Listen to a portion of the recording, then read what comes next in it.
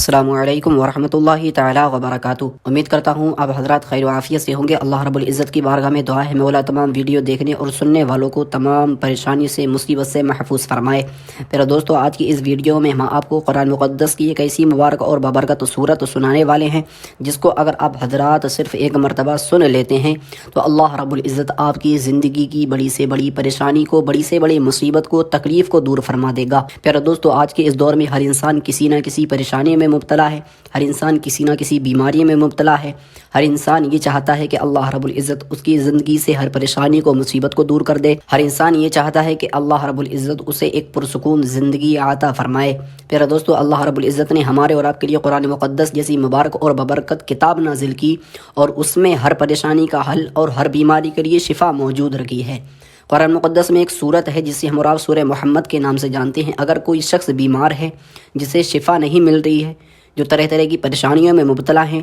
وہ صرف سورہ محمد کو سن لے، اللہ رب العزت سننے کی برکت سے ان کی بیماری کو ان سے دور فرما دے گا، انہیں ہر پریشانی سے محفوظ رکھے گا، انہیں آسمانی بلاؤں سے محفوظ رکھے گا۔ اگر کوئی ہمارے بھائی ایسے ہیں جن کے کاروبار میں برکت نہیں ہوتی ہے، وہ صرف اپنے کاروبار کی جگہ پہ سورہ محمد کو موبائل میں بجا کے رکھ دیں اور روزانہ ایسے ہی کرتے رہیں تو اللہ رب العزت ان کے کاروبار میں بے پناہ برکتیں عطا فرمائے گا اور کاروبار سے ہر طرح کی بندش کو، ہر طرح کے جادو کو ختم فرما دے گا۔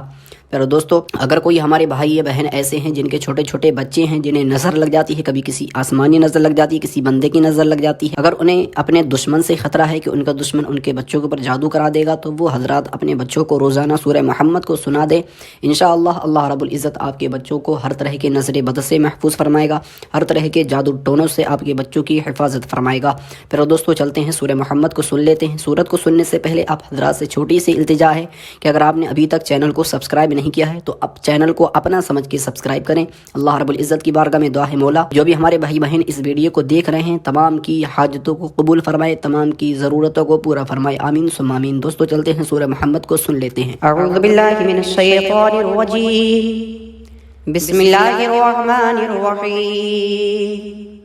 الذين كفروا وصدوا عن سبيل الله أضل أعمالهم والذين آمنوا وعملوا الصالحات وآمنوا بما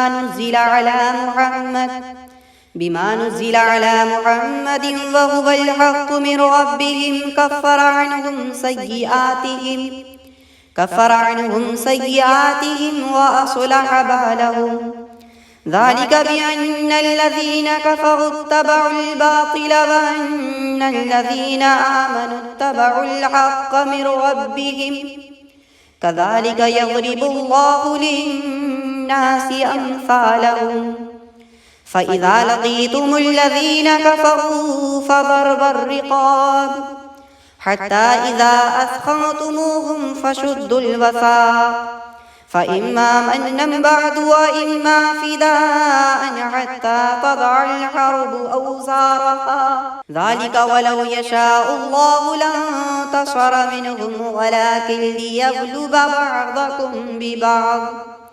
والذين قتلوا في سبيل الله فلن يضل أعمالهم سيهديهم ويصلح بالهم ويدخلهم الجنة عرفها لهم يا أيها الذين آمنوا إن تنصروا الله ينصركم ويثبت أقدامكم والذين كفروا فتعسا لهم وأضل أعمالهم ذلك بأنهم كرهوا ما أنزل الله فأحبط أعمالهم أفلم يسيروا في الأرض فينظروا كيف كان عاقبة الذين من قبلهم دمر الله عليهم وللكافرين أمثالها ذلك بأن الله مولى الذين آمنوا وأن الكافرين لا مولى لهم إن الله يدخل الذين آمنوا وعملوا الصالحات جنات تجري من تحتها الأنهار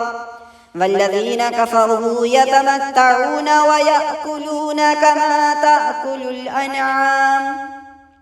كما تأكل الأنعام والنار مثوى لهم وكأي من قرية هي أشد قوة من قريتك التي أخرجتك أهلكناهم فلا ناصر لهم أفمن كان على بينة من ربه كمن زين له سوء عمله واتبعوا أهواءهم مثل الجنة التي وعد المتقون فيها أنهار من ماء غير آسن وأنهار من لبن لم يتغير طعمه وأنهار من خمر لذة للشاربين وأنهار من عسل مصفى ولهم فيها من كل الثمرات ومغفرة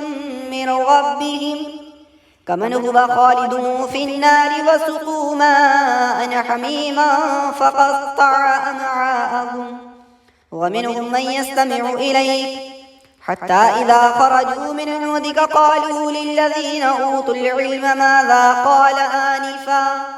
أولئك الذين تبع الله على قلوبهم واتبعوا أهواءهم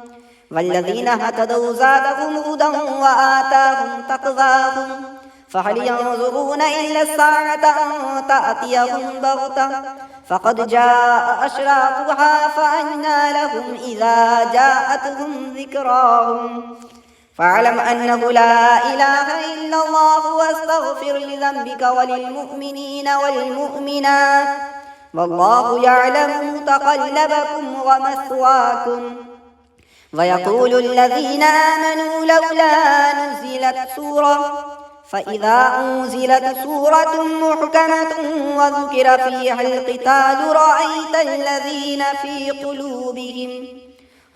الذين في قلوبهم مرض ينظرون إليك نظر المغشي عليه من الموت فأولى لهم طاعة وقول معروف فإذا عزم الأمر فلو صدقوا الله لكان خيرا لهم فهل عسيتم إن توليتم أن تفسدوا في الأرض وتقطعوا أرحامكم أولئك الذين لعنهم الله فأصمهم وأعمى أبصارهم أفلا يتدبرون القرآن أم على قلوب أقفالها إن الذين ارتدوا على أدبارهم من بعد ما تبين لهم الهدى الشيطان سول لهم وأملى لهم ذلك بأنهم قالوا للذين كرهوا ما نزل الله سنطيعكم في بعض الأمر والله يعلم إسرارهم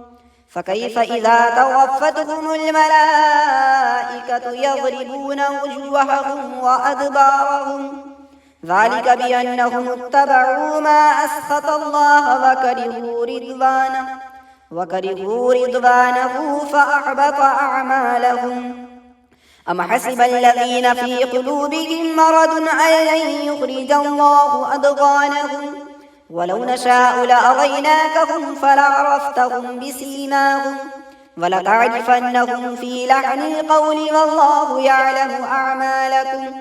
ولنبلونكم حتى نعلم المجاهدين منكم والصابرين ونبلو أخباركم إن الذين كفروا وصدوا عن سبيل الله وشاقوا الرسول من بعد ما تبين لهم الهدى لن يضروا الله شيئا وسيحبط أعمالهم يا أيها الذين آمنوا أطيعوا الله وأطيعوا الرسول ولا تبطلوا أعمالكم إن الذين كفروا وصدوا عن سبيل الله ثم ماتوا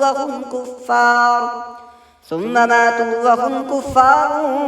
فلن يغفر الله لهم فلا تهنوا وتدعوا إلى السلم وأنتم الأعلون والله معكم ولن يتركم أعمالكم إنما الحياة الدنيا لعب ولهو وإن تؤمنوا وتتقوا يؤتكم أجوركم ولا يسألكم أموالكم إن يسألكموها فيحفكم تبخلوا ويخرج أضغانكم ها أنتم هؤلاء تدعون لتنفقوا في سبيل الله فمنكم من يبخل ومن يبخل فإنما يبخل عن نفسه والله الغني وأنتم الفقراء وإن تتولوا يستبدل قوما غيركم ثم لا يكونوا أمثالكم صدق الله العلي العظيم.